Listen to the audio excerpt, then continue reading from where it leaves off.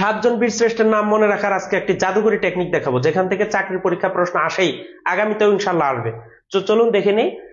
সাতজন বীর শ্রেষ্ঠের নাম মনে রাখার টেকনিকটা হচ্ছে 7000 মোম আনো। চলুন দেখে নেই কিভাবে আমরা মনে রাখবো। হাতে হচ্ছে হামিদুর রহমান, জাতে মহিউদ্দিন জাহাঙ্গীর, রতে রুহুল আমিন, ময়কার মৌতে মুস্তফা কামাল, মতে মতিউর রহমান, আতে মুন্সি আব্দুর রব, নতে নূর মোহাম্মদ শেখ। এবার তাদের পদবি কি ছিল আমরা চলুন জেনে নেই।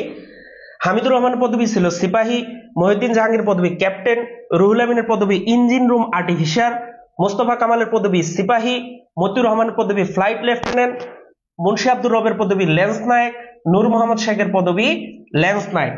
এবার তাদের সেক্টর গুলো যদি জেনে নেই। হামিদুর রহমান যুদ্ধ করেছে 4 নং সেক্টরে, জাহাঙ্গীর 7 নং সেক্টর, রুহুল আমিন 10 নং সেক্টর, মোস্তফা কামাল 2 নং সেক্টর, মতিউর রহমান 0 নং সেক্টর, কারণ তিনি কোনো সেক্টরে যুদ্ধ করেননি।